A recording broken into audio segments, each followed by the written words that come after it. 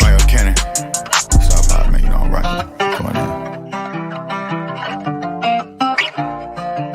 Whoa, whoa, whoa, whoa. I got a big bag. I got them big mad. Gotta take them boys to school cause they skip class. They be tryna watch my moves, tryna steal swag. Whoa, whoa, whoa, whoa. I got a big bag. I got them big mad. Gotta take them boys to school cause they skip class. They be tryna watch my moves, tryna steal swag. Hey, what's going on, everybody, man? This is the Shot Clock. I am G-Day Hoop Scout, along with Rob C in the gym, Coach Ant Willis, and the Baller Plug. We would like to welcome y'all to another episode of the Shot Clock. Hey, this is episode 2. You know, it's been 2 weeks since we've been on. You fellas, what's going on, man? What's good? Chilling, man. Chilling. Enjoying life. Basketball is profitable in the state of Texas. Hey, well, I'm feeling good right now. You know what I'm saying? We almost halfway through the district of high school basketball, NBA basketball on. You know, hey, I do like Tom Brady showing boys he's still a GOAT, though. I like that. Brady different, man. Totally different. He all right. Oh, man. That sounded salty. My bad. Oh, man. Man, Brady did a great job this week, man. Great job, man. He looking like LeBron out there, going to other teams and still winning. You know what I'm saying? Hey, them boys built different. What about high school basketball? Anything anybody saying before we hop into everything, man? That maybe somebody want to highlight something, man? Oh man. I got one. Go ahead. Duncanville takes his first loss of the season. That's tough. That's Who did they lose It to? It is tough. Who did they lose to? Waxahachie. Ooh, They lost wow. to the Running Indians. In overtime. Wow. Can we say that? Is that okay? That's okay? Well, In 2021? hey man, Honey. I know. I'm the main one. Always talking about, let's keep it high school based, but hey, just like the Redskins, I still call them Redskins. Everybody else call them Washington, whatever they call it, the Washington team. To me, they the Redskins. And that's no disrespect to anybody. Yeah, That's no, just- I'm not trying to. Yeah, Yeah. Nah, I went to the Lano Creek and matter of fact, I went to Katy Pato versus Brenham game. I watched a little bit of Brenham. Actually surprised me. You know, they had a couple guys out there that was pretty decent. They was in a good game with Katy Pato on Friday, and then also went to the Cy Falls and Langham Creek game. Well, Langham Creek beat Cy Falls, so I was like, man, that surprised me. That was a Langham big calls. yeah, and Falls got everybody like Jalen back playing. You know, they still got Xavier. They still got the other. They got Josiah. So I mean, it was a good game. I mean, it was ugly, kind of like a nose dog fight. It was like 19-8 at halftime. That's a lame game right there. Yeah, and South Falls kind of played right into the way Langham wanted to play, and they pulled it out, man. But it was a good game, you know. Langham played with only like 6-7 guys. That's it. That's all they played with.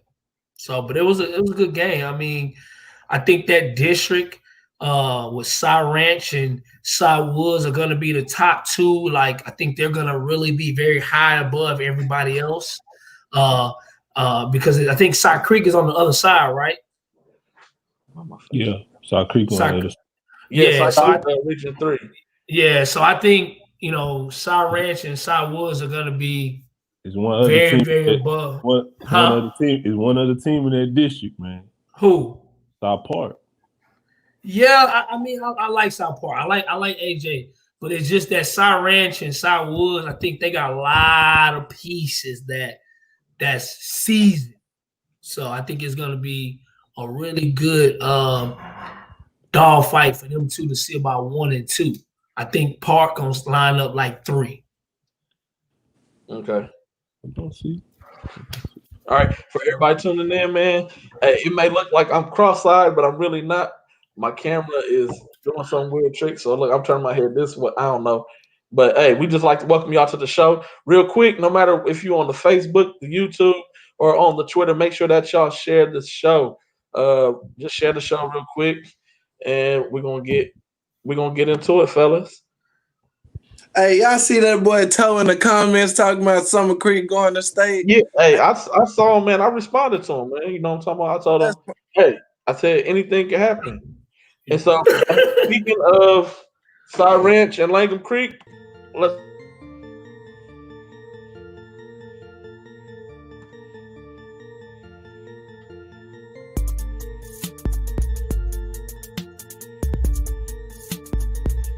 Hey, this is May Creek versus Katy Tompkins right here. BB Knight looked really good in the first quarter, y'all. He actually broke his toe in the first quarter of the game. Broke one of his toes. He did it right here off of this dunk. I guess he landed weird. You know, adrenaline had him pumping right here and there. But, you know, later on he ended up checking out the game. But in that first quarter, he had 12 points at the time. And then Angel Sonnier, man, hey, he really, really lit it up, as you guys can see right now. Knocking down the deep balls for May Creek. And right here we have a top play nominee, man. Very nice move right there by Angel. Step back three-pointer. Combo dribble step back three-pointer halftime. This game went back and forth a lot. BB checked back in the second half. He taped up his foot and was able to come back in the game and was able to give Tompkins a fighting chance. As you can see right here, knocking down another big tray ball that put them up by 1 point at the time. But in the end, it was just a little bit too much May Creek. Once they seen that the lane was pretty open and it was easy to get to the basket, they kind of took advantage of that later on in the quarter, later on in the game. Nice and one right there by the freshman. He's been really big for Tompkins as well. But at the end of the day, it was just too much Angels on the air, too much Jermon Washington, as you see right there with James. He drains the three-pointer. Nice attack to the rim right there for Jermon. And that was the game, fellas. It was very competitive. You know, the boys got after it. Nothing more that you can ask, but everybody competes throughout the whole entire game. Jermon Washington, like I said, in the fourth quarter, he caught fire. But the MVP of the game goes to Angel Sonnier, who finishes the game with 30 points, 5 rebounds, and he had also 2 steals. May Creek comes away with the win over Tompkins. Hey, man, fellas, just want to know, man, how y'all feel about that game right there?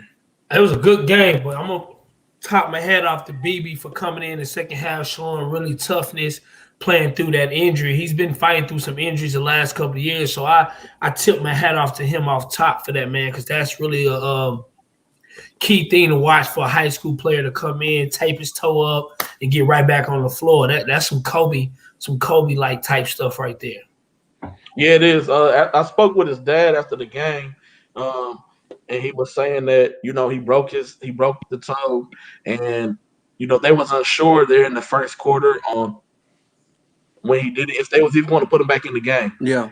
So they taped it up. They taped him up, taped his foot together, and they said the trainer and doctor said you just got to treat it kind of like a broken pinky finger on your hand, where it'll heal itself. It doesn't need a cast around it.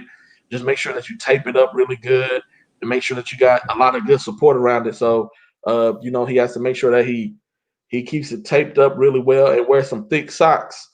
You know, I know that's going old school a little bit, but hey, those are the type of things that you got to do. Yeah. May Creek, I think, also has been playing pretty good. You know, you mentioned Angel. I've seen the last couple games, man. He's been having some high-scoring games, playing real good this year. I think a kid people may have on their radar, but not at the top of their radar, that I think going into the summer this year, he's going to be a good player, Okay.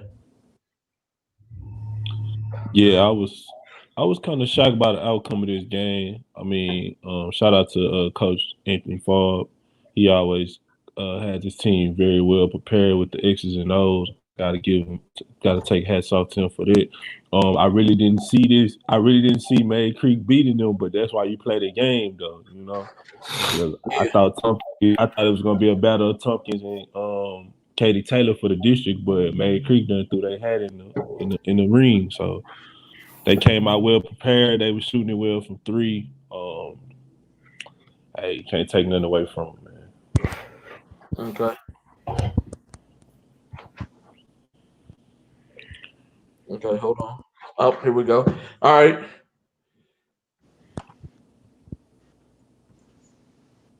One thing you'll never see me do, and that's giving up. That money, you right, can't get enough. Pump pressure to the game, and I ain't letting up. Hello? I can't hear anything. Hold on.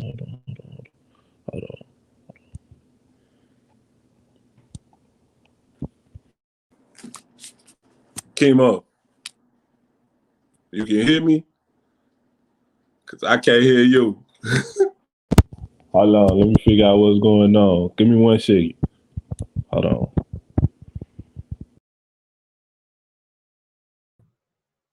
Hey, Chemo, what's going on, man? Can you hear me? Can you hear me, Chemo? Okay, I can't hear. Is your mic on? Make sure your mic ain't muted, man. I can't hear you.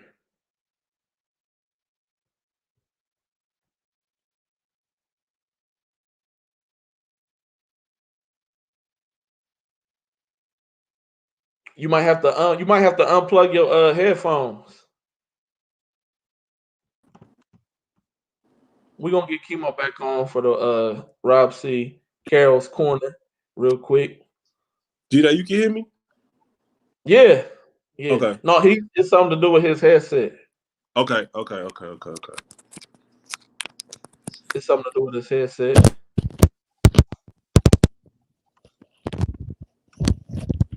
While we wait for Chemo to get back on, fellas, what's y'all predictions right now as far as who's gonna be the favorite to win in each region?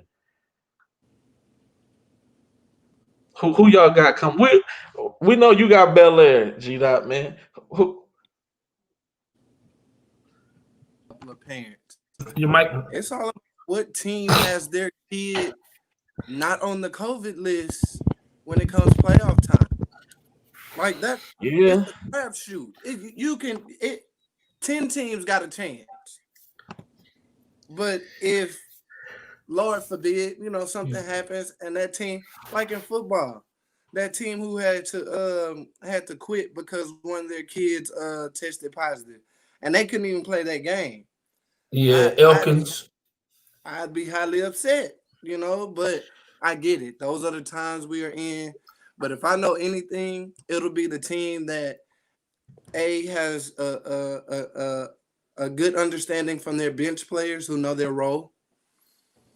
And I guarantee you we'll have some breakout kids that will shock us that kind of really just was sputtering along during the season.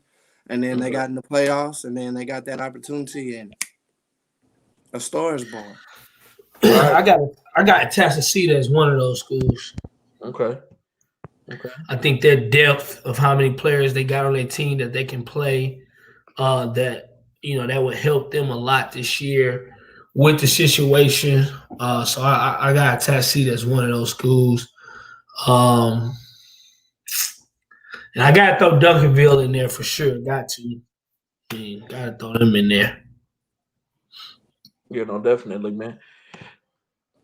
All right, we got Chemo back. We're gonna get you set up, Rob. Hello? Yeah, you can hear me? What's up, Chemo? Welcome to Carroll's Corner, man. Good to have you, man. This young fella right here needs no introduction.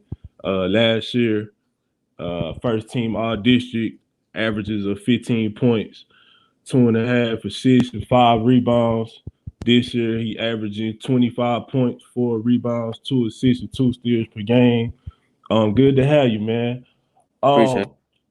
I know that you and your brother play on the same team, man. Like, how special is that? Like, being in the same grind with each other every day, like having somebody to balance off of, that's knowing what you're going through every day, and just going out to battle with somebody that you see on a day-to-day basis. It's a good feeling to have my brother playing with me, and the rest of my teammates playing with me too, as well. It's good. We just That's always good. So, excuse me. Clearbrook 14-0 in the year, man. It seemed like y'all came out. Y'all participated in Jeffrey Day and Bosso Horse preseason jam. How did that propel y'all to like get off to this great start, man? Because it seemed like y'all come out every game with a chip on y'all shoulder. This year we're trying to make a statement to tell everybody that we're a team for people to play. The team that people need to play so they can try to beat us. All right.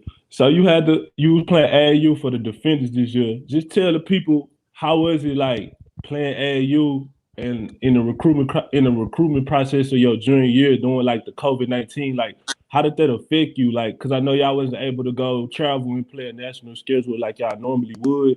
Like, was it tougher? Like, how was it doing that? Yeah, it was tougher. We just went to Dallas almost every weekend to play in the Gasso, and the atmosphere at the Houston Defenders is great with Coach Larry, Coach Harrison, Coach Chad, and Coach Barrett, and Coach Lamette. Okay. What role does your dad play? Like, what influential role did your dad have in like putting the basketball in your hand? Because I know he did play basketball professionally. Like, just talk about like what he instills in you and your brother on a day-to-day basis. He pretty much, he's our trainer. That's who we work out with every day. Okay. That's the only person that we really work out with. Okay. And like, do y'all still play one-on-one? Because I seen a video on social media where he was like killing y'all. He like hit a 3 in your face, walked off, talking noise. Like, do y'all still play one-on-one, or was that the last one right there? He ended it on the win. Nah, we still play one-on-one.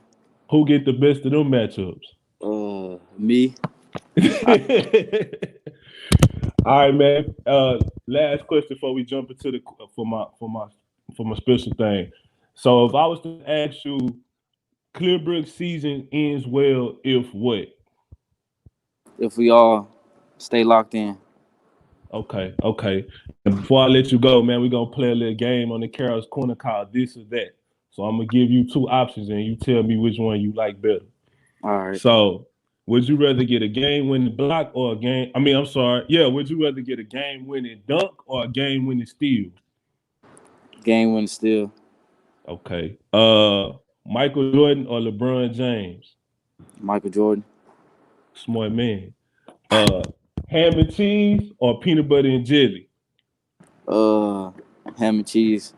And the last one, NBA Youngboy or Jay-Z? I don't listen to Jay-Z. NBA Youngboy.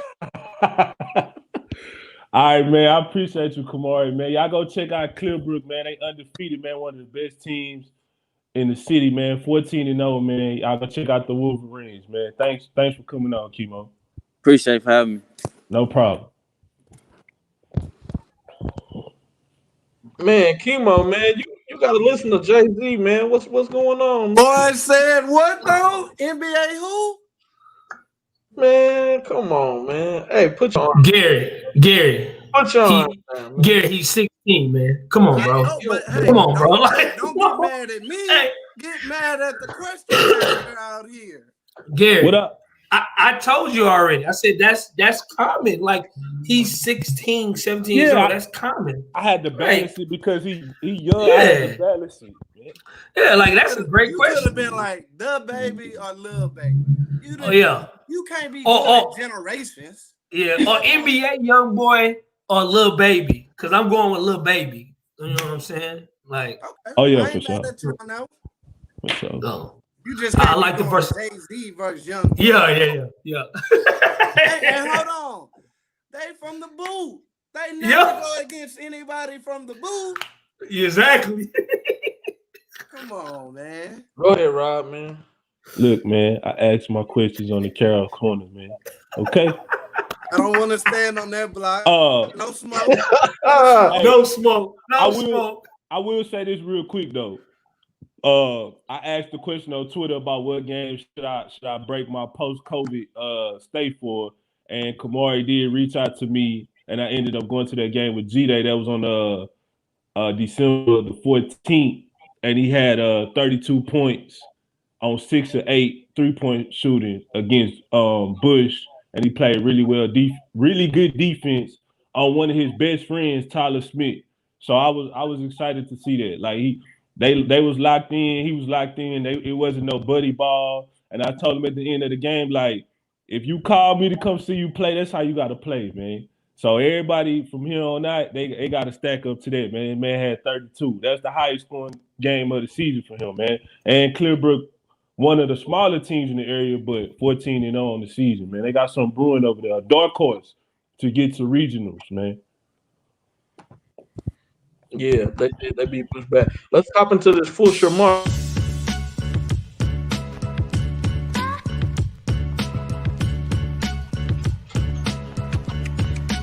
The UIL 5A District 24 matchup between the Buffaloes and the Chargers. The Buffaloes of Marshall High School. Eric Holton right there. The nice layup. Jalen Lowe pops the 3-pointer. Hey, he's been really cooking all season long, man, for Marshall, man. Really added a nice flair to their style, man. Jalen Lowe with a nice baseline pass on Eric Holton up top, who drains the 3-pointer right there. But not to be outdone, Isaiah Bargener gets in the mix. He had a really big game as well. They said he used his frame pretty well. Played more so on the low block. You see him a lot on the perimeter a lot, but on the high school level, he's doing the bigger. Hey, sometimes you gotta go down long grooves, man. A nice block right there by Isaiah, who gets it out of transition for the easy bucket right there. This game went back and forth a lot. This game ended up going into overtime. Isaiah Bargener attacks, makes the easy layup right there. He's on the glass, gets the rebound, looking to push it coast to coast. Nice in and out move on Jalen Lowe, finishes after him. Like I said, Marshall, a lot of people didn't expect them to be able to even compete, and they've been competing really well this season against a lot of opponents. They haven't been no pushovers, and so they've been getting after it. Fulshear, they just got Isaiah Bargener, a lot of young people. As I said, that layup right there took the game into overtime. Isaiah finished with 31 points, 21 rebounds. This charge right there, that's where they lost the game. That was late in overtime where he charged and they received possession. They came down, made an easy bucket. Jalen Lowe played the game, finished the game with 45 points for the game. Marshall was the victor in overtime. The score was 77 to 76. And that was the final for that 5A Region 3 District 24 matchup.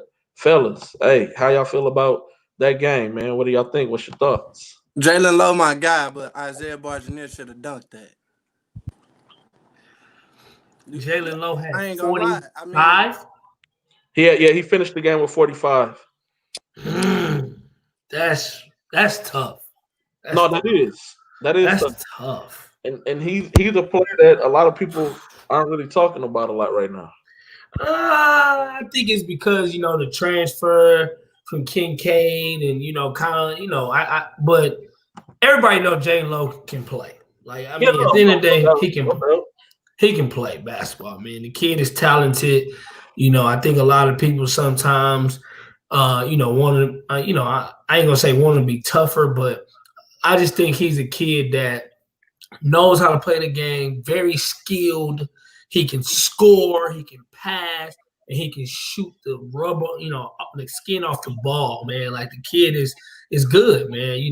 I was a big Jalen Lowe critic probably about a year or two ago, just because I didn't know how, tough he was gonna be. I ain't gonna lie, I'm tough on the light skins, man. I'm just that type of dude, I'm tough on the light skins. But he been hooping, man. He been balling, and I ain't gonna lie. I think that Thurgood Marshall was a low key blockbuster move. You know what I'm saying, for him, because playing for Kincaid. And, you know, they really went good this year, you know, the district and how the SBC kind of go, and they play the same people over. When here in the public school now, he get to play some people, and he's showing that he can compete. 45 is tough. No, definitely is, man. And what What's you mean up? he didn't play nobody? He may not have played nobody locally, but when they went to the What? SEC playoffs, they had to see Harrison Ingram, bro. Yeah, but if you only see one person one time a year, if that's the only person you see, like, I'm a private school guy. Like, I mean, I have to say that because I coach private school basketball, but, you know, everybody always throw the private schools underneath the bottom unless they have like a big time major schedule where they're playing in a lot of the big tournaments, like the all the Jim Hicks, you know, different shootouts. They playing this because that, again, you know, when you get to some of these districts in private schools, I mean, you may have one, maybe two teams that are good, because if you look right now, Concordia is 6A, Woodland Christian is 5A, Second Baptist 5A, but Westbury, I think, is now 3A or 4A. So and those are mostly the really good private schools, and they're all in different, like, whole sizes. So I think it was good. I think it was good for him. I mean, like you said before, we all knew that Jalen Lowe could play basketball. I think that playing under the tutelage of Ronnie Courtney is really gonna do wonders for his game. Like, I just think the mindset and the IQ of Ronnie Courtney, seeing all those high major players and being a coach of Division I before, like, he gonna soak that in. The interesting dynamic I'm ready to see, one, if Chris Marshall comes back, and two, how do they gel together in the backcourt, because neither one of them are accustomed to playing off the ball. So Chris is back. Chris is back. Okay. Yeah, he asked me to come to the game, but I was out of town for my daughter's. So I mean, I really want to see that. I think if they could get that together, they can really do something over there as far as the playoff goes. But I mean, Jalen Lowe, 45 is 45 any day of the week. So, and he also got an offer from Texas State too, right? Yeah, he did get off from Texas State as well. Up next, we got the baseline boys. He's up! Fire!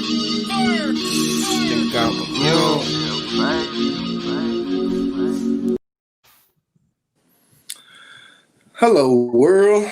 I'm here to talk about women's basketball. I want to highlight a couple of 1,000-point scores on the girls' side. Armani Taylor from Shadow Creek, Damari Flournoy from Georgia, Ashlyn Rioff from Friendswood. Those ladies got buckets. I just want to tip my hat to them and salute them. Also on the girls' side, Kennedy Basham, she had big numbers in Arizona this weekend and actually broke the grind session record for most blocks, girl or boy. And I just thought that should be saluted. But as we get into the second half of district play and playoffs are shaping up, it's going to be very, very interesting to see how the table turns and the dominoes fall. So always, if you got any senior nights or anything you want us to come and participate in, just reach out. I can only come if I know about it. But we just want to salute the ladies in the city that's working their butts off and competing at a high level as well. Shout out Langham Creek. They're top 5 in 5A. Shout out Beaumont United. They're also top 10. Of course, you got the same usual suspects in 6A. You got Side Creek, Shadow Creek, Summer Creek. They just been holding it down. Got to watch the Village School for the first time. Salute Coach Brotherton. He's trying to make it work over there. It's hard with no fans for the home games. So he's just done an amazing job putting together a tough road schedule. And he might have some of the best post players in the city as far as a tandem. You know, he has Jada Malone and Riley Grace, who probably are the most athletic and physical post combination. And when I say combination, in tandem, in the city that I've seen this year. And I just want to salute them because I know it's not hard in this time that we're in to get quality games and to see quality teams. Like Coach Willis said, for the private side, it's kind of hard, especially with no tournaments. So salute them, and that's my Baseline Boys edition for this week. Guys, I got a question. Yeah, you do. But real quick before you go to the question, man, I didn't know that they had a women's grind session. So They do. They this was their first year. okay. A few teams pulled out. So they've been working with a condensed schedule. They got like 8 good teams. Las Vegas Bulldogs, the PHH Red and PHH Blue. Arizona Compass Girls is also a high quality team. There's not many programs in the nation that has a top 10 girls program and a top 10 boys program, and Arizona Compass is one of them. And you also have Bella Vista Prep out there in the Phoenix area as well. So they've been holding it down and playing some games, as you might know, might not know.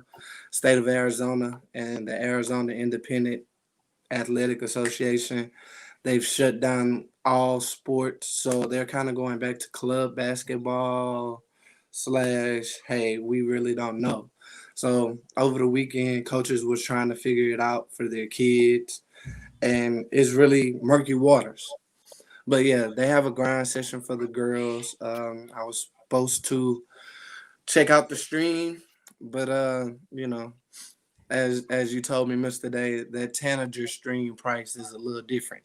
Oh, it is. It is. Hey, G-Day. If you need to log in, let me know. Okay. Hey, G-Day. Yeah. Hey, can't nobody see me, bro. You got the big ball so hard just all over my face. Man, look at that. Hey, look at that. Look at that. Hey, you see that, man? Hey, real quick before you ask your question, Gary, I did want to give a shout out to 2 young ladies that I saw when I went to the event on the 27th of December. Taylor Jackson, a 6'3" post from Cypress Creek. It's going to be very important in their run or possible run, because I don't want to disrespect anybody, possible run to a Region 3 championship or a state championship run. Because if they do get out of Region 3, they're going to either have to match up probably with Duncanville or DeSoto, which DeSoto has like one of the biggest girls teams in the whole state. They got like 4 or 5 girls that's 6'3" and up. They actually beat Duncanville before Duncanville came to Houston. So I just wanted to give her a shout out. And then I don't want to disrespect this young lady. What is the point guard name for Summer Creek, G-Dot? The young lady that's going to Princeton. Is it Adore? Adora, but I'm trying to get the last name. Yeah, Adora in. She has exceptional vision, court vision. She's going even in the loss to Duncanville. I kept telling you, I'm like, oh, she's gonna be nice in the Ivy League. Like her vision and her court awareness was exceptional, man. I take my hat off to that, man. So I just wanted to make sure I gave those 2 kids a shout out. Hey, that game IQ is a different level when you go to Princeton. Yes, for sure. For sure. I just want to take it back real quick. We talk about girls basketball, girls, and girls through y'all guys with the tremendous help have gotten a bigger platform per se. Let's talk about the first girls hooper that you saw and was like, she cold. She doesn't have to be a WNBA player, college player. It could have been somebody you saw in the gym when you was in high school, middle school. It really doesn't matter. And I'll go first to give you an example. The first time I saw Shamiqua Holesclaw dunk the ball, I fell in love. And not in love with her, but in love with the concept of there's no limitations. You know, hey, y'all some wild boys out here. I see y'all. Anyway, but yeah, that's who did it for me. You know, playing for Pat Summitt, that legendary orange and white checkerboard. You know, Rocky Top, like all of that was illustrious, and I'll be so unbashful to say, if there's no Pat Summitt, is there really Tennessee basketball legend? Anyway, that's a different story for a different day. I'm gonna be fun. I'm gonna be funny, and then I'm gonna put the person who loving basketball helped me for girls. You know what I'm saying? Like when I seen her come out there play 1-on-1, beating the dudes, I was like, hey, she can hoop. Like I was like, ooh.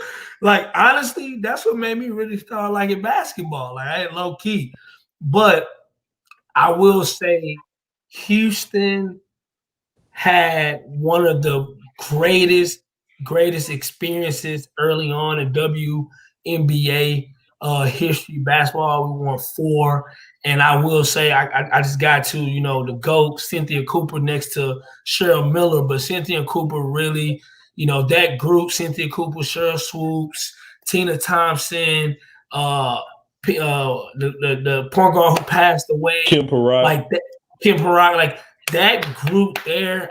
I'm just sorry, like it set the tone for women's basketball because we won 4 in a row. Like I'm talking about out the gate. And it kind of hurt me because we don't have a team anymore. Like, and we haven't had one since. So, and as big as women's basketball is in Houston, we should have a team. We should be getting a team sometime soon. We need to. But that really, I used to see them hoop a lot when I used to go to like certain workouts with a lot of the pros and stuff like that. Cynthia Cooper would be in there with the dudes, giving boys buckets. Like I'm talking about like real buckets, not just they playing around with her. Like she in there going hard. So, man, real quick, I'ma just ran off a little list in my head because I used to go watch these games. The legendary matchups between Kelsey Boone and the Agumake sisters. If y'all ain't know, Kelsey Boone is the older sister of Donovan Stretch Williams. And she can still beat him in 1-on-1 too. But those battles against them two, like those three, that really had me locked in. And then moving forward, Brittany Griner, just her enormous size and wingspan and the way she just dominated the game. And you never seen nothing like that before. It was like, Rob, you got to see her in person? Multiple times. She went to Nimitz. She went to Nimitz. And then if we going back real quick, Simone Augustus, one of the greatest. I seen her in high school though. Like I was a youngin' and I used to go to Louisiana and my cousin took me to the game. He's like, man, you got to see this girl. She cold. And I went to the game and the Carroll Bulldogs, they from Monroe, they was in the zone and she held the ball for 5 minutes under her arm because they wouldn't come out the zone. As soon as the coach told them to come out the zone, oh my God, she started cooking. Woo! She was cooking. And LSU legend. She had the Bunsen burner on high. So that was like, I ain't know women can hoop like that. I'm 12 years old. Like, man, she almost might be Jordan. Like I was tripping. So that's mine, man. That's mine. G-Day? Yeah, no. My favorite women's hooper is Skylar Diggins, man. Fighting Irish. That's all I'm gonna say. Fighting Irish. Fighting Irish. She pretty, man. Sky Digger lead in Dallas also. She got a youth squad, so shout them out. Yeah. Sky Diggs bad, man. On the court, off the court. Bad. Facts. Big facts. I'm just saying, man. Hey, had me cheering against UConn, boy. That's not bad. Because UConn was better, but Skylar. So I got you. Let's hop into this Elkins Ridge Point.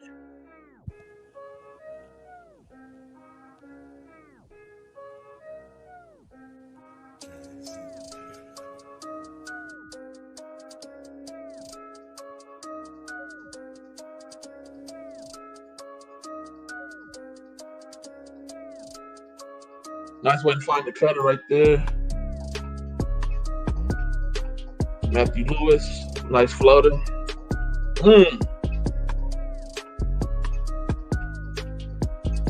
As you see, that was the top play nominee, man. Matthew Lewis in the corner, gains a 3-pointer right there.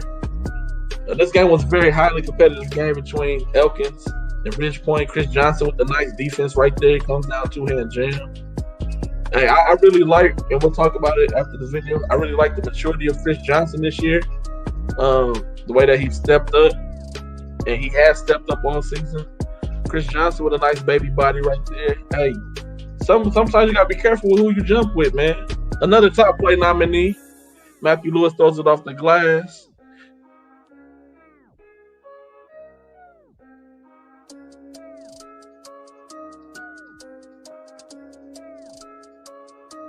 Like I said, highly competitive game right here. Ridgepoint and Elkins, another top play nominee. Alley-oop pass from Harris to Johnson. I know the next time that these two teams meet up, it depends on how COVID is, but I'm sure it'll be the same way. But it's going to be sold out for whatever capacity that the game is at. Big time 3-pointer right there. Caleb. Hey, Caleb really went off in the second half. Player of the game, 17 points. Caleb is really quick, little guard, man. Tough on defense. He can shoot the 3-point. He walks away with player of the game, as you see, 17 points. Ridgepoint gets the big win over Elkins, though, 72-60. This was a game that I don't think a lot of people seen going this way, fellas. Elkins was one of the top ranked teams in the city, also as well as highly ranked in the state. And so I just think people automatically already had them penciled down to the victors, man. What is your thoughts? I ain't gonna lie, Chris Johnson looking serious. He plays way better. Man, he looking serious. But that was, I like both of those schools. The guys, man, I ain't gonna lie. I am a big Matthew Lewis fan. When I seen him this summer, I was like, hey, that guy got a nice little game on him. So, I like him a lot. I think Elkins is very deep. A lot of situations, I think that was just a good game. I think Ridgepoint played very well. But I think Elkins is still going to do very well. They'll give him a good push in the playoffs. Second, third round, just depending on how everything falls. And again, I think it's just COVID. I didn't see a lot of Jackson Fields. I don't know if he didn't play that game or not or whatever, but I think that's another piece that's going to help them again also as well once he gets in the mix of things also. No, Fields played. He just didn't do much in the game. Got you. Okay. Yeah. You were. I thought I was about to go to this game, and then I said, "Man, Ridgepoint gonna lose," so I ain't go. I ain't gonna lie. I gotta keep it 100. But Coach Plowden, shout out to Coach Plowden, man. They playing with heavy hearts over there, and they playing with a purpose this year, man. After the untimely, situation with the assistant coach. But man, they putting it together, man. Coach Plowden quietly always has them in position every year to compete at the top of the district every year, man. Every year I write out Ridgepoint, and every year they make a believer out of me. And as we spoke about before here on the shot clock, Chris's maturity level has went up 1,000%. And that has even elevated his game even more to I'm excited to see what's gonna happen with him this summer. I think this was a bump in the road for Elkins. No disrespect to Ridgepoint, because I think they both gonna be there at the end in the district race. But I do think Elkins is deep enough and talented enough to make a extended run in the playoffs. But shout out to Ridgepoint, man. They got their dub, man. Kobe Granger and the rest of those kids. Yeah, Kobe Granger with a nasty body on the baseline. Go ahead, G-Dot. Number 10? Yeah, that's Kobe Granger. Hey, when I watch that game, see, what a lot of people don't know, the games I can't make, the games that Mr. Day and Archie go to, I watch on YouTube late at night, like at 2 o'clock in the morning. And the first thing I saw was like, okay, Chris has a lot more composure. You see a lot less bad shots at times. And number 10 from Ridge Point caught a body on top of, Ridge Point plays a little bit more of a guard pace game. Don't really have to rely too much on bigs over there. Shout out Haywood Pittman. I saw him with the putback dunk. They love that underdog role. They love scraping and scrapping and not looking like much in the beginning of the year. No, and then because I'm not gonna lie, at the beginning of the thing, I said to myself, what's the point spread? But then as I watched, I was like, oh, they hit some shots. They hit some good buckets. So, good things to see on both sides. I'm not worried about Elkins, some things that they could clean up. They're coached well. Like, nobody talks about Elkins' coaching staff as much as I would like them to, because coach be coaching. But that's a good win by Ridge Point as well. Shout out Caleb. Shout out my Raptors guy. Show a little favoritism. Sorry. It's okay, man. Hey, it is what it is, man. We finna hop into this next segment. That him! What are you talking about? What are you talking about, Willis?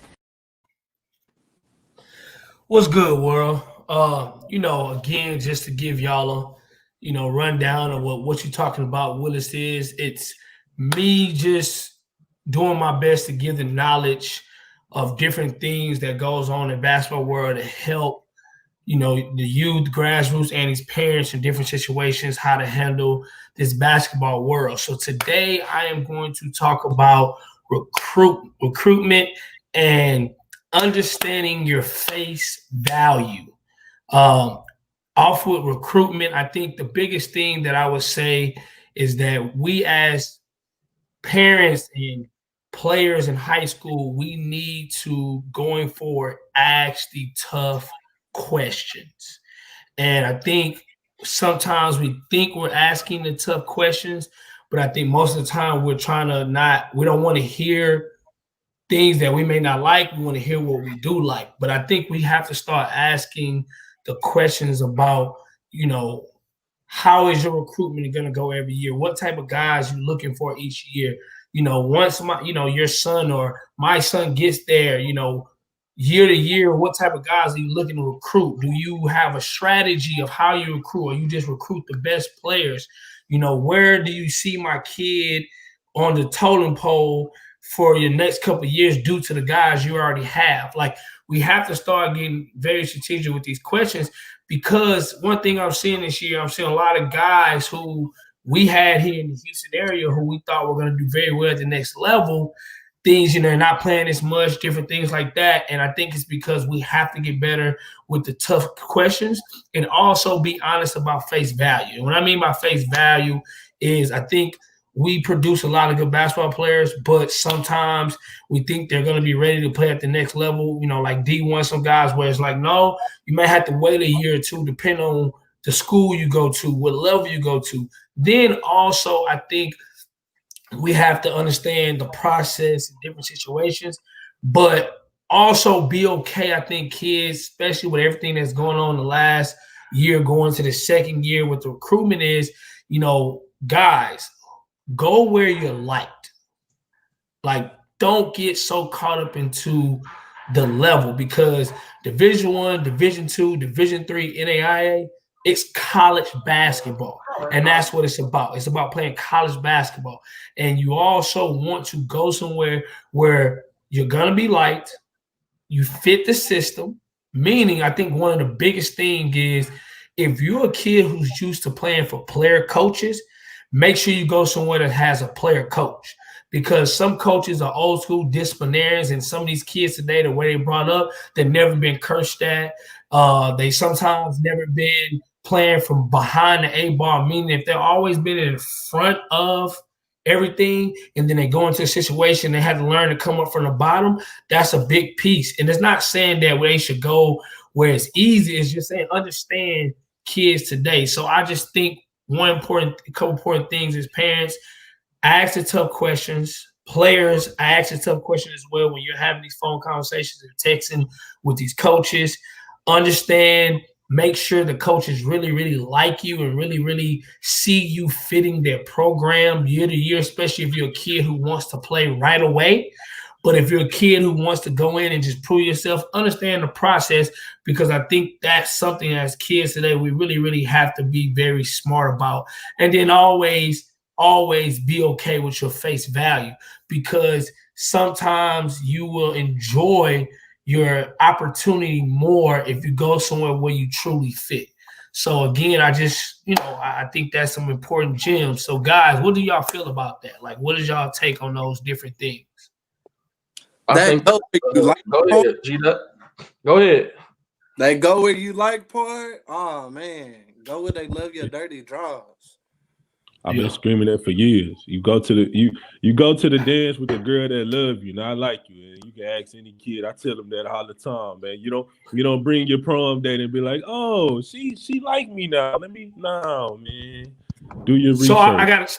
So for both of y'all, because y'all kind of just talk. So how, like, and be real, because college basketball is a business. Like, it's a business. Mm-hmm.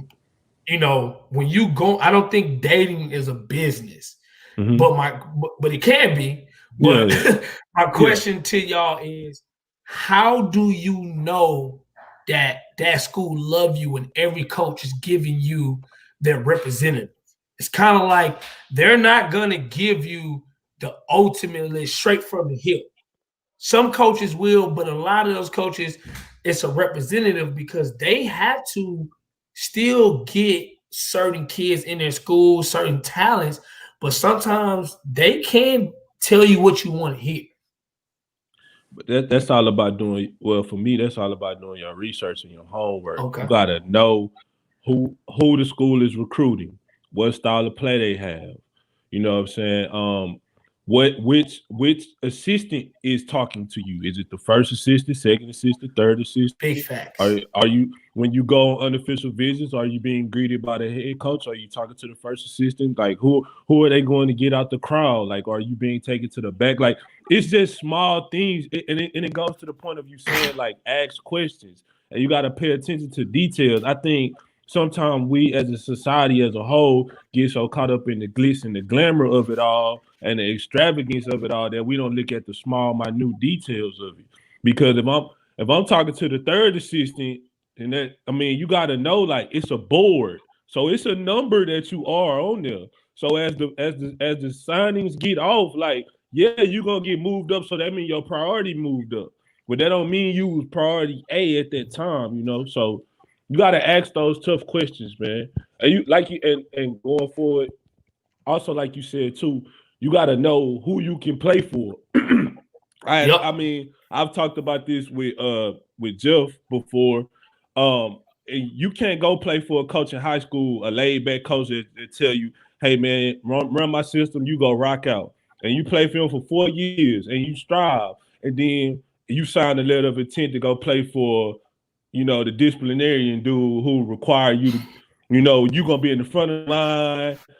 You know, you're gonna be, if you on time to practice, you late. Like, you gotta know what you can handle, because those type of things start weighing on you when you thousands of miles away from home, man. That was well put, Rob. Like, I mean, the only thing I could add to it is, and this is just from, you know, dealing with kids, certain schools are gonna hit you up every day. Like, they just gonna hit you up every day. And then certain schools, coach might hit you once a week. Coach might hit you every other week. Like, that's a first sign there, you know. And then depending on the level you're garnering attention from, also depends on the resources that these schools can throw to you. Like, for example, and this is a good example because he's a basketball kid, but it's not that personal because he's a football guy first and foremost. Donovan Green from Dickinson. He get an edit from every Power 5 school in the world. Like, 1 week He just retweeted all the edits that they sent him. Happy game day from South Carolina. Happy game day from Florida. Happy game day from A&M. Happy, like, so it's harder when you're a top-notch recruit to see who really, really loves you, because all of that flashy stuff, well, that's status quo now. So now it's interpersonal relationships. Like, is this person I'm talking to, can I listen to him cuss me out in practice? You know, is this person I'm talking to on the phone, I'm all right with him calling my mom when I'm late to team meeting? You know, if that's not the type of person, that's not the type of love. Yeah. What up, G-Day? That was good, man. I agree with everything that you were saying. You have to know not just that, but you have to know the roster ahead of you and who they're behind you. A lot of kids don't even ask, well, who else are you recruiting at my position? Who else have you offered at my position? What JUCO kid are you looking at? Exactly. Coach, who do you plan? And right now with the pandemic, Coach, who do you plan on bringing back next year? Hey. Are you bringing everybody back, and then are you bringing me on to red shirt? Maybe I don't want to go to school to red shirt. They gonna tell us. And so I need to go maybe to the JUCO route, or I need to find a post grad to go play. Yep.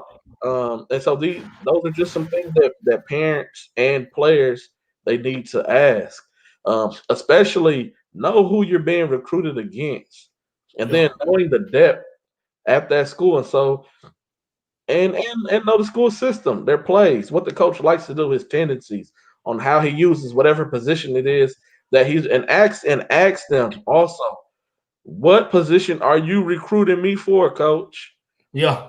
You may be a scoring guard in high school, but when you get to college, I'm just going to use you as a pick and roll guard. That's it. And that's big the facts. option is always to find the roller. The roller's not there. Find the man in the corner. The man not corner not there. Do not drive the ball. Bring it back out. Reset the play. Are you ready for that? No, that is, and I think the biggest thing you said, especially for high school kids, and the reason why I say this is because until probably about 2 years ago, I didn't know what the heck a transfer portal was. Like, I didn't even know. Like, about 2-3 years ago, I didn't know what a transfer portal until recently. That's been like the hottest thing now. Okay, I'm putting my transfer portal because what I think a lot of high school kids don't think about is you're really not getting recruited against another high school kid. You're really getting recruited against the post grad kid, the JUCO transfer, the 4-year transfer, or the senior graduate transfer. So when you think about it, you're not really even getting recruited against the guy who you've been seeing all year, who's ranked number 5 in the city. That dude really don't really matter, because at the 4-year level, they trying to play who ready right away. So JUCO guy, 2 years. 4-year transfer probably got 2 or 3 years. Grad transfer 4 years. But so again, that's why I say, and in my other thing, just to ask y'all, if you're getting 3 calls if you're getting 3 D3s calling you every day, you got 2 D2s calling you twice a week, and you got 1 D1 calling you once a week, where you go? For me, it depends on my position and the system that they're going to run and what my expectations are as a player. Now, does every kid think that way? Heck no, they don't. They don't think that way. And so majority of the kids, they're going to ride it out until that D1 makes the decision. And then if it's now it's June or July, and so now I'm trying to hit the D2s up, they done already cut me off because they done got somebody else, and now I'm trying to go back to the D3s. They have already filled up their roster, and so now I don't even end up playing basketball. No, so opportunities. But what if you got? But what if that's your offers? What if you actually got a deal? You have to. So if it's an offer, that's different. But if they're just calling you, contacting you, you have to go with what's going to fit you the best. And so the D3 is just their offers. If a D1 school is calling you once a week, you probably don't have an offer from that school. They're just keeping in contact with you just in case, because you may be number 10 on their recruiting board. And they're just doing it out of formality, giving you a phone. Hey, make sure you make that phone call once a week, or make sure you hit that email once a week. And so that's just understanding the game as well. Gotcha. And I have to give a seminar, man. I see everybody be doing all these, pay for my services. Yep. Seminars. I could teach you how to do. I'm gonna have to get some seminars out, man. Yeah. Now I think, and the reason why I bring this up because I think that's very important, because like right now with the situation we're in with this pandemic, but I just think every year, man, we got to get better with educating these kids and parents on really about the college level, because I think it's just a lot of scrutiny with I gotta go D1. You want to go play college basketball and you want to play and enjoy, because when you ain't playing, you gonna really know how you really feel about the situation you're in, even though that year before or 2 years whenever you got the scholarship, you was like, oh yeah, man, I'm finna go here, I'm finna go play. And it's like, not what you thought. So you kind of gotta really know and understand. But I think it starts off with just asking the tough questions and getting the tough answers, then making decisions, more than just we always just think about the basic little questions and things like that. So that was a good topic right there, good conversation. And before we move on to the top teams and top games, just real quick, and me and Rob C talk about this all the time. Hey, go check out St. Thomas, University of St. Thomas, a D3 school who got hoopers. They got guys. There's guys on every single level. My son is at an NAIA that is full of old D1, D2 basketball players. He was one of the only few kids who they actually brought in from high school. And so it's at these different levels. It's some dudes on the D3 level who will hoop you. Chandler Jacobs overseas Dallas Baptist and end up making six figures. Hey, you just named a big time kid, boy, Rob. Hey, big time kid. Hey. Dallas Baptist probably gonna go down in the record books, man. Hey, he could have went. And he was a D1 kid. To me, he was a D1 kid, but wanted to go somewhere where he would play right away and be loved. That's what it's about at the end of the day, man. It's about going somewhere where you know that you're going to be utilized the way that you want to be utilized, and enjoying your college experience. Because if you go to college and you're using basketball as a tool to get there, but you're not enjoying yourself, you're not even going to enjoy the rest of college. You're not going to enjoy the girls. You're not going to enjoy the parties. You're not going to enjoy none of that stuff. You're not. You're going to be miserable. Miserable. Facts. On campus. Just some top teams to look at right now. Some of the top 6 teams around the city. You got Atascocita still undefeated, as well as Clearbrook. Bel Air sitting at 11-1. Ridge Point 8-1. They bump up pretty high after the big win over Elkins. Shadow Creek at 8-2. Elkins at 8-1. You got Side Creek at 8-3. Westfield, they're 12-3 right now. Sidewoods 9-2. Summer Creek is 9-4. These are just some of your top teams. That's for 6A. And then for the 5A, 4A, you got Beaumont United. Somebody had a question for us earlier on the YouTube side of ads. Can anybody in 5A beat Beaumont United? The way that it's looking right now, I don't see anybody in the region. I say yes. I don't see anybody in the region. Rob, who you got, man? Who you think can beat them in the region? Everybody know I'm right. I no disrespect to nobody, Coach Green, but I picked Manville to go to state, so I'm gonna stick with Manville. They ain't showed me no different. Okay, I thought you were finna say hot top. We was finna get on this debate real quick. I thought you was finna say something. I picked Manville when we did our district thing, and everybody gave me a lot of flack for that. So. Hey, y'all about to get me. Y'all know I'm about to get somebody to hop on my head again. But, again, Beaumont United. Husband Hartgrave at 5. 4A, 5A and 4A. They're 4A school. Yeah. That's right. Them and Yates, they're the only 2 4A schools that's ranked up here. Because the rest of the 4A, the team just I remember that. To me, they could play. Hey. They've both beat a lot of 5A teams this Yeah, year. they have. Yeah. But hey, when you got the best player in Class of 22, one of the best players in the state of Texas, it's kind of hard to beat Bunny Man. And Beaumont United, they kind of real. I'm telling you, if they catch somebody that don't know them and didn't scout them, they gonna surprise some people. You're talking about Nederland. Oh yeah. They will. Yeah, Nederland, they sit at number 10. Nederland, they just dropped 2. They lost to Beaumont United on Tuesday, really big. Yeah. And then they also lost to I can't think of the team name on top of my head. Barbers Hill beat them by like 26. Yes. Oh, by 26? Nah, just when you brag on them. Yeah, on Friday.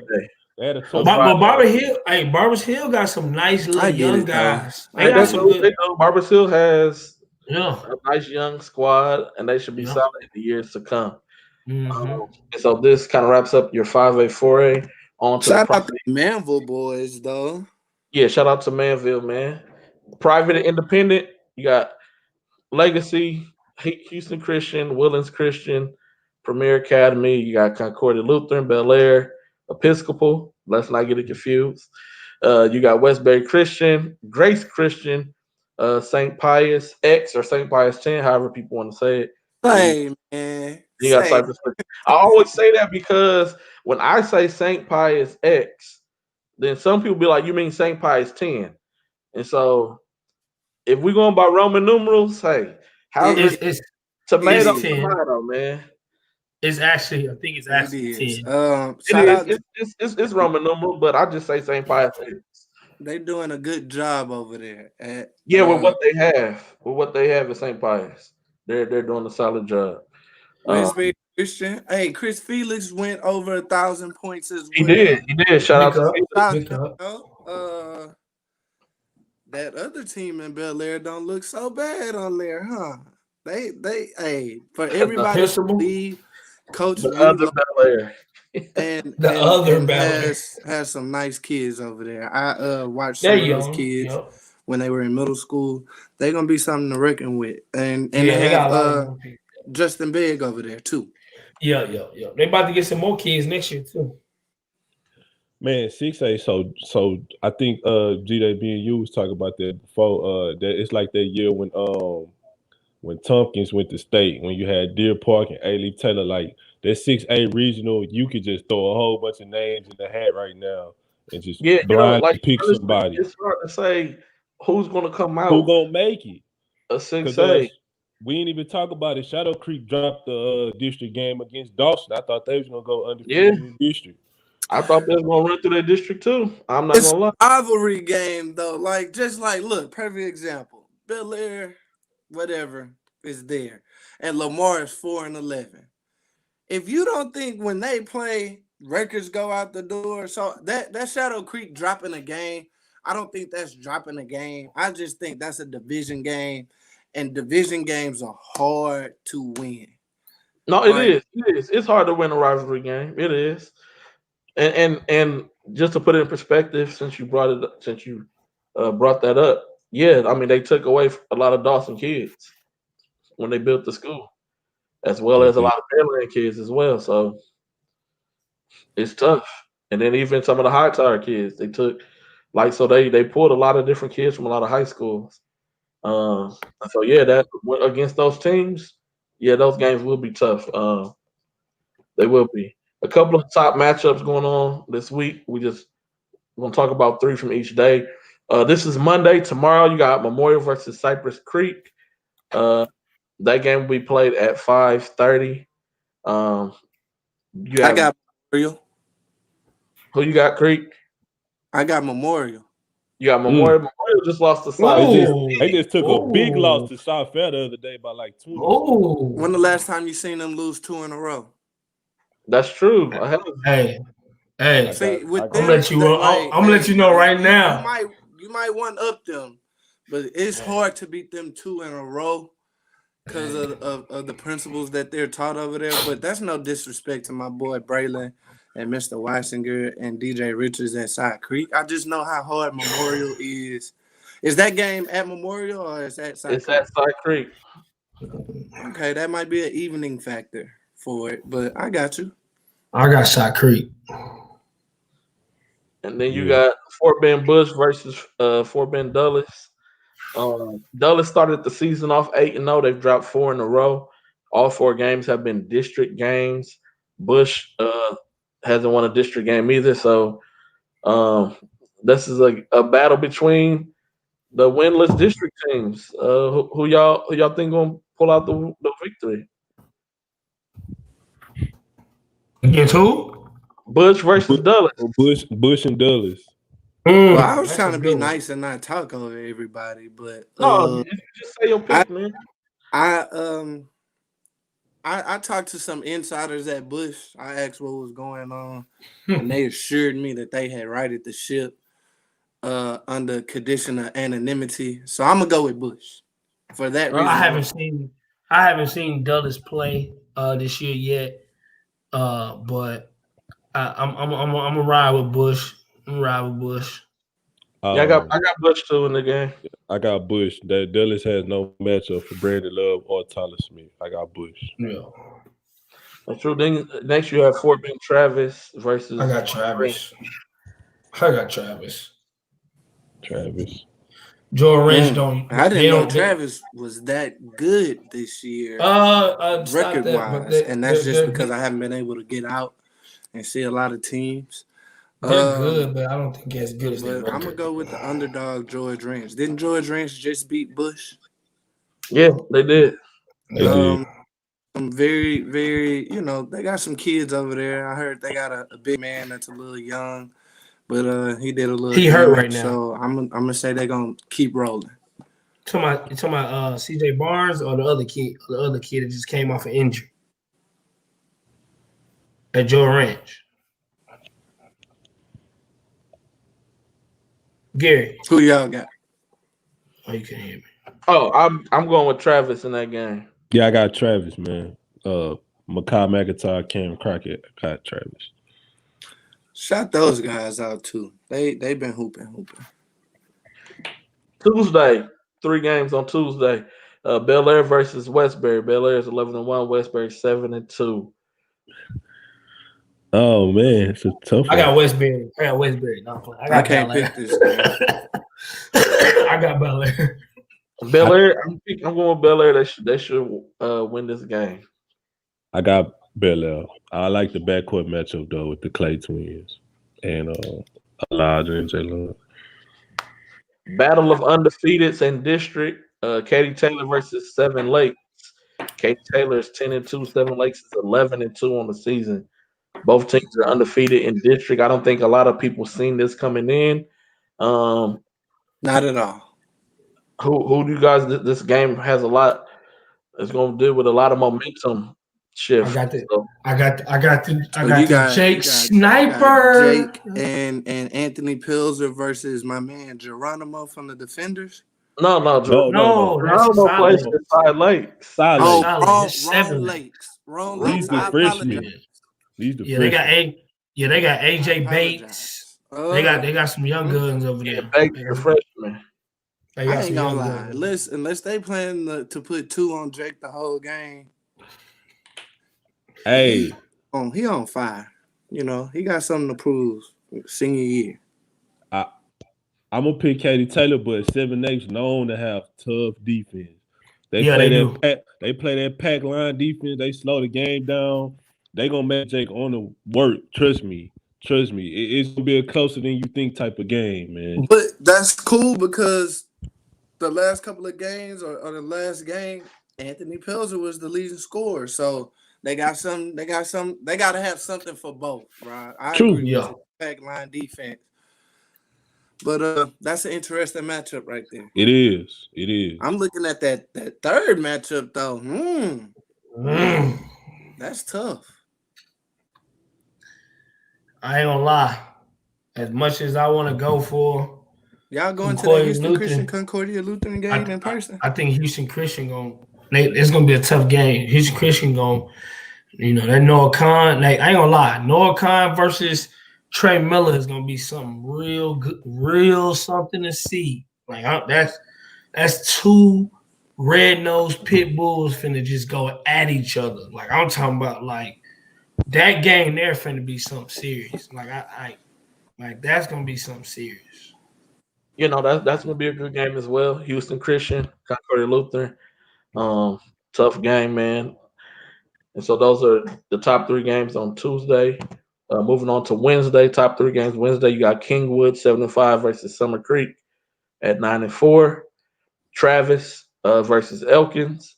Then you got Beaumont Westbrook coming into town to take on Atascocita. Who do y'all got in that first game? Kingwood, Summer Creek.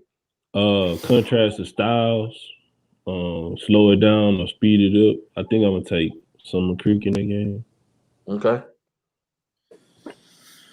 I think I'm gonna go underdog. I'm gonna go Just the underdog. I'm coaching gonna go staff at Kingwood. Summer Creek, like they can, you can give them 2 kids to play, and it's still gonna be a close game, just because those kids are tough. Like, I'm gonna go underdogs. I'm gonna go Kingwood. They got a lot of size. Billy Gold and Kingwood. Yeah. They got a lot of size over at Kingwood. It's gonna be a tough game. They're gonna slow it down, pound it. You know, Summer Creek is very small, but I love the way Summer Creek plays. But I'm gonna go underdog in that one. I think Kingwood, you know, they're gonna slow the game down and try to use their size to pound on the Summer Creek team. All right, Travis Elkins. Who y'all got in that game, man? I got Elkins. I think Elkins is gonna. I think, you know, after them losing the last game against Rennes Point, they're gonna come out with some fire and try to play at a high level, play with a lot of different energy. So I got Elkins. Yeah, I'm gonna take Elkins in that game. Yeah, Then Westbrook versus Atascocita. Atascocita, baby. that's Beaumont Westbrook. Yeah. Beaumont. Atascocita. Atascocita. Yeah. Atascocita just got a kid at every position to throw. Like, the 1 through 3 could be suffering, and the 4 through 5 will carry them. Like, and it's hard. Like, they got a lot of players that can play basketball at a quality level. So They do. And Coach Martinez does a really good job. And did y'all know that Max Preps has Atascocita ranked 29th in the country? Did not know that. Wow. is that good or bad? That's good. Very good. To be top 50 in the country? That's great. Yeah, but let's also talk. No disrespect. They are them and Duncanville are the only 2 public schools ranked in the top 30 on Max Preps. I ain't mad at that. Shout out Atascocita. That's one of my picks. Sometimes I just have a problem with what Max Preps is ranking at times, but I'm not mad at that. Like, it's all based off of it's computer system, man. Yeah. Oh, boys got the bots. Yeah. Yeah, for sure. Boys got the Top games on Friday. 3 games you might want to catch. Westbury versus the Heights. Alden Davis versus Westfield. And then you got Clearbrook versus Clear Falls. Oh, wow. 3 interesting games. Game number 1, I'm going to go with the Heights over Westbury. I'm going to go with Westbury. I don't know who I'm going with. I don't like. Just for chaos. Just for chaos. I chose. I go Heights because I like the coach, so I go Heights. Right. I got the Heights, man. All right, Alden Davis versus Westfield. Both teams are undefeated in district play right now. I don't think nobody predicted Davis to be undefeated right now in district play. No. Because they lost a very senior-heavy driven team last year. Who y'all got in this game, man? Hey, y'all remember at the beginning when Westfield was losing and the sky was I'm gonna be real with you. I'm tipping my hat off to the Westfield coach. Y'all don't remember that? Me neither. I got Westfield. Like I'm tipping my hat off to the Westfield coach because I'm not gonna lie to you. Westfield had dropped a couple of games. No, facts. I feel sometimes you just got to let the game play out. Yeah. I Reason think why I say they're back to their typical winning ways.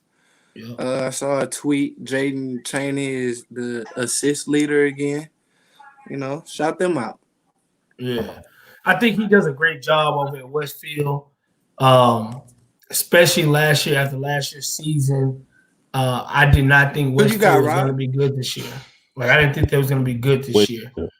So I think they're doing a great job. Can y'all hear me? Yeah, I can hear you.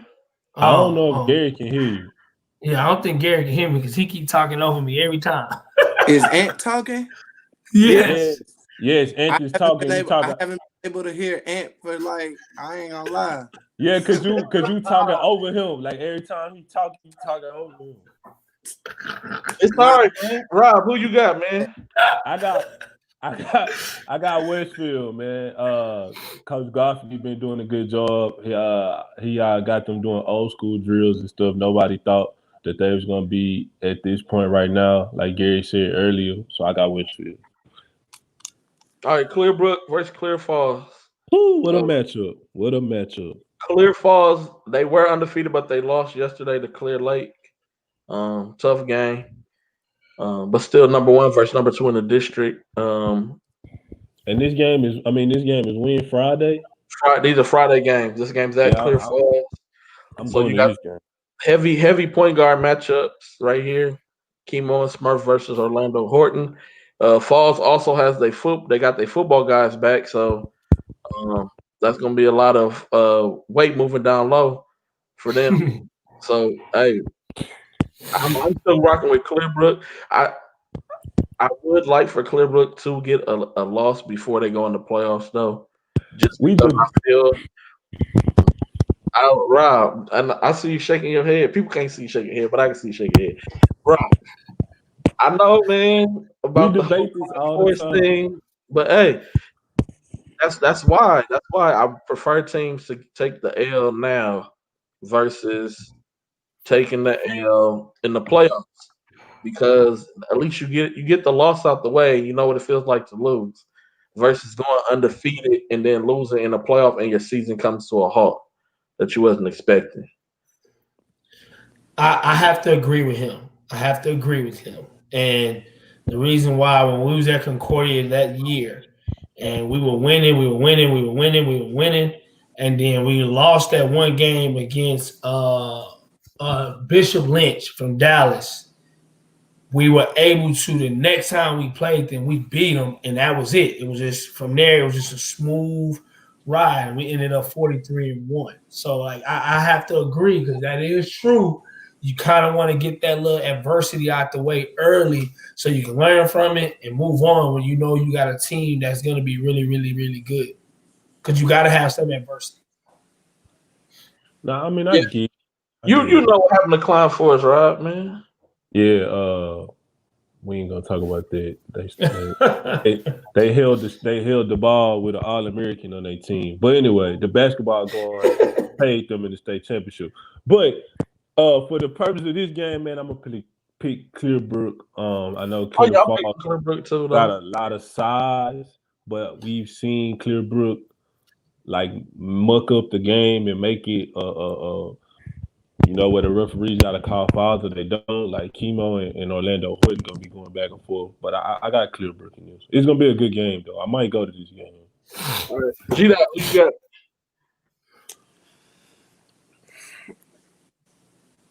I got Falls. Okay.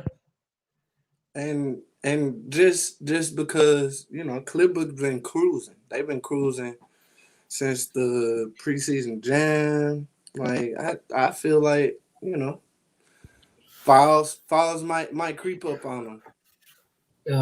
Clearbrook, Kimo ain't finna let none of that happen. He just told you what it is. He trying to prove to y'all that they a team that people want to play and want to see. Yeah, for sure. Oh, they do. Saturday matchups.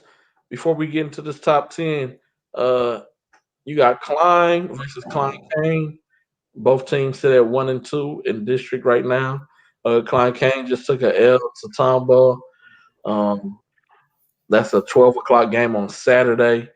I'm gonna roll with Klein, the Bearcats, Ooh. over the Ooh. Hurricanes. Ooh. I'm going with the Hurricanes. I got Klein, and I'm gonna say this real quick. The funniest contrast in this game is the coaching styles, because Coach Arnold is so stoic and quiet on the sidelines, and Coach Cook is so animated, man. Like Yeah. Coach Cook looked like he was the sixth dude on the court. Like I would go to their game just to see the contrast of coaches, man. But I got Klein. Man. Okay. What about you, G Dot? I got Klein. All right. So hey, if I win, I need all y'all to take me to go eat. If Klein came in, Pearland is really 12-2 sneakily. Who called that early in the season? Nobody. They had Nobody. a similar record last year. I think they was like 24-1. They were. Then they started dropping some games and lost in the first round of the playoffs. Yeah. It's just that they play really good team basketball. He don't care who's the best player on the court. He's going to have 4 to 5 guys who's going to average 9 points a game, just the way that his offense is set up. And so he does a really good job with that. And this is kind of like y'all spoke about earlier, a Rocky matchup. You know, because Shadow Creek took a lot of Pearland kids when Shadow Creek opened up. And they're new to the district. I'm still going to pick Shadow Creek to win this game, but I think it's going to be a closer game than what a lot of people think it will be. Nah, for sure. But I got Shadow Creek. But I do agree with you about the close game, though. I got Shadow Creek. And then you have Cy Park versus Cy Woods. This is the makeup game that was supposed to happen this past Tuesday, but it got canceled because of some contract tracing on Cy Woods' end. And so I get it.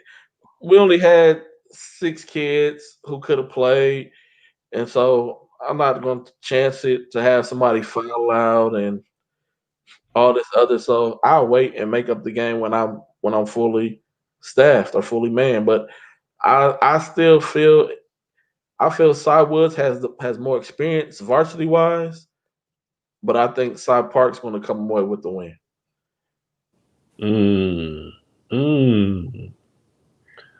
I am taking Cypress Woods in this game. Very close, competitive, physical game. I'm taking Cypress Woods. Facts. That's what I'm rocking with. I got Cy Woods. I love AJ Ferguson and Quentin Beverly, but I got Cy Park. I'm going Cy Woods. Because I mean, hey, you know, you should be well rested. You missed the game, so you should be perked up for it. Perked up. So hey, those are just some of the top games for the week. Fellas, man, before we get into this, y'all got anything else y'all want to share real quick? Nah, man, I'm good. All right. I see in the TBT in the team Temple. I see Rob in his San Antonio gear. That boy was Chargers last week. San Antonio today. Hey. You got some ball so hard on? You already know. Ball so hard out here. Hey, Rob. Y'all don't love where you from? Where you from, Rob? You gonna love it. Rob from the north side. I'm from the north side, man. Man, you got Spurs on, you got Chargers. You ain't rocking nothing with the Houston, bro. God. Hey, I know this. Hold on, real quick. I know this is a high school show, right? But do you see the disrespect that they showing Deshaun Watson? So that's why I can never rock, because they disrespected Akeem Olajuwon to the fullest, and I can't. They organizational management is terrible in Houston. Period. From Rob, the only one. I'm not mad at you, Rob. I'm not mad at you. I haven't liked anything in Houston since the Rockets and the Oilers. I am a LeBron James fan, so I do not. Listen. I got you. I'm with you. The Astros did it right. They knew cheating was greater than everything else. Now look, everybody cheating. Like, Everybody hey, cheats. you Everybody not gonna cheats. cheat without me. Yeah, I'll you cheat. ain't winning. You ain't winning if you ain't cheating. For sure. Fact. Hey, that's My what boy I'm hit trying with to the say. greater.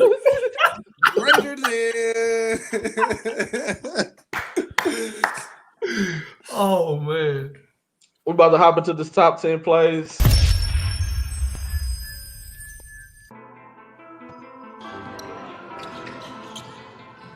Coming in number 10, you got an alley-oop play from Mason Johnson to double Maneki.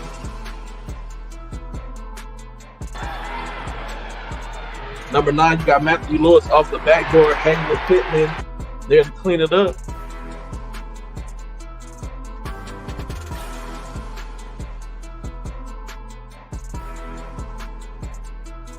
Number 8, Sam Bradford's going to take your baseline and catch a little body on his way. I love the JV kids in the crowd, man.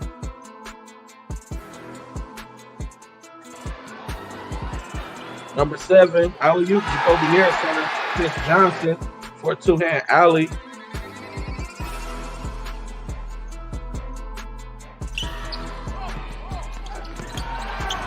Nice block right there by Paul. I ain't gonna mess up his last name, man. Paul Owonu from. I apologize if I'm saying it wrong. But Paul with a nice block. Makai then knocks down the 2-pointer to give Layton Creek the lead going into the fourth quarter. Chris Johnson catches the baby body right there.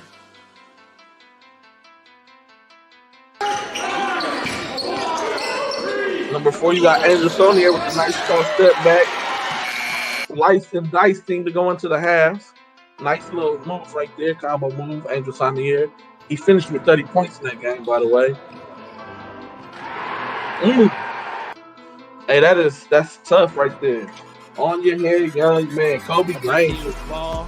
Oh, got him again. Oh, RJ with the step back 3. RJ King with a nice step back 3 combo move. Hey, that was really big right there. The score was 90-90 in overtime. He comes down to drains the 3-pointer to win the game. And the number 1 play, Jalen Bernard with a nasty body on Nate Livingston's head, man. Nate Livingston is a D1 linebacker and just got it put on his head. I ain't gonna lie. It's like the football field. What credit is due. But earlier, that play did not make the top 10, but Nate Livingston did block Jalen Bernard's dunk attempt earlier in the game. Yep, he did. So, hey, that was a payback right there, but it was nasty, though. That RJ King 3 RJ King was nasty. We got G-Day. We got to see that live. We got to see that in action. That RJ King, that was nice, too, as well. But I ain't gonna lie. Make sure y'all send in y'all clips, man. Salute to I'm sure there's more clips out there, but if you don't send them to us, we would never know. Yep. We would never know, man. Go ahead, Rob. Hey, Rob, hold on. Rob, this is not school. No, I was saying I was pointing to what Anthony was saying, man. Look, I was pointing to what Anthony was saying. I was letting Anthony know I was agreeing with him, man. That's like a golf clap, man. Hold on. How do people know you pointing at Anthony? Because I started pointing when he said shout out to Angel. I started. He beneath you. You need to point down or something. Where you at? You this way? Look, you stay in your box. I'm gonna stay in my box, okay? You let Rob C stay in this box, right? How you did it, Gary? How you did it? Yeah. Hey, what was the better dunk though? Was it the Bernard dunk that we seen for the number 1 this week, or the Ramon Walker dunk from Shadow Creek from last week? Man, I still gotta go with Ramon, man. Ramon. Hey, Ramon, man, there was a little body action on the Bernard. No. That boy turned sideways. Ramon did the Sean Kemp like body to body and looked at him like it was like we talking about like you catch somebody baseline and they jump late that you get done, but when he coming and straight down the middle like I got you. And the dude fall to the ground. That was like a dead. You want to see a dead body? That boy was. He was yeah. He did the what's my man Nate Robinson challenge, man. Yes, Yeah. yes. Slump He did the my Nate guy. Robinson challenge. I can't point at G because he's not acting. Oh, there you go. you gotta There you point go. that. You gotta point that. You gotta put it that way. Oh man. Oh man. Once again, man, we'd like to thank everybody who tuned in. Make sure that y'all share this. It will be up on YouTube, so you can rewatch it. You go on Twitter, you can rewatch it. On Facebook, you can rewatch it. So hey, make sure y'all share it until Hey, next Sunday. G-Day. Tell them where they could go find that. What's the YouTube address? Oh man, my bad. On YouTube, hey, Ball So Hard TV, man. Y'all know what it is. Just all you gotta do is search. You don't even have to go to YouTube. You can Google it. You can type it in Google Ball So Hard TV, and it will Turn come up. up. Turn Ball up. So Hard TV. Hey, my boy Ball say, So oh, you Hard gotta- he say SS Google me. on Twitter. He say, Google me. I'm Ball So popping Hard up. County Google Service me. on Facebook. In the search bar, all you gotta do is start typing in Ball So Hard. I'm gonna come up. Quick. He said, hey, Google me. Twitter, Facebook. Legit. Not Baller TV. Ball So Hard. Yeah, we legit, man. Until next time, hey, G-Day Hoop Scout, Rob C in the gym, the Baller Plug, Coach Ant Willis. We appreciate y'all. Reshare it, love it, and we gone.